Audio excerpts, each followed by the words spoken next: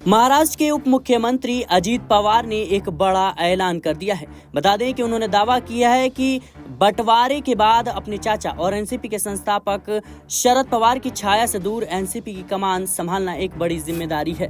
वह अपनी जन सम्मान यात्रा के दौरान एक बातचीत में अजीत पवार ने कहा कि महाराष्ट्र विधानसभा चुनाव के लिए तैयारी चल रही है और सत्ताधारी महायुति गठबंधन के सहयोगियों एनसीपी, शिवसेना और भाजपा के बीच सीट बंटवारे की बातचीत सकारात्मक रूप से आगे बढ़ रही है। गौरतलब है कि अजीत पवार और उनके करीबी कुछ विधायकों ने पिछले साल जुलाई में शरद पवार की पार्टी से नाता तोड़कर भाजपा शिवसेना के गठबंधन में नाता जोड़ लिया था। बाद में पार्टी का नाम एनसीपी और चुनाव चिन्ह भी अजीत पवार को ही मिला। शरद पवार के नेतृत्व वाली एनसीपी एसपी विपक्षी गठबंधन महाविकास आघाड़ी का हिस्सा है। महाविकास आघाड़ी में शरद पवार की एनसीपी एसपी के अलावा कांग्रेस और शिवसेना यूबीटी भी शामिल है।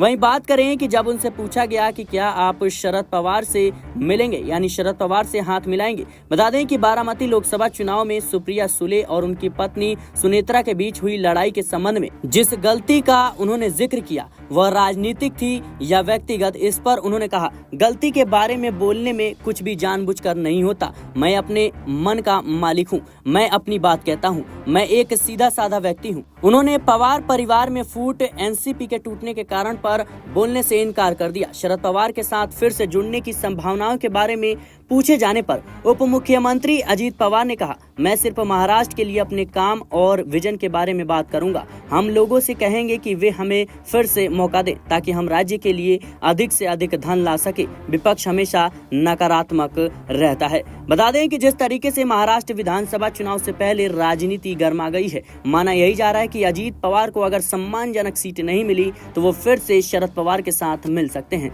बहरहाल इस रिपोर्ट में इतना ही। देश और दुनिया की तमाम खबरों के लिए बने रहे नेक्स्ट 9 पॉलिटिकल बाइट के साथ।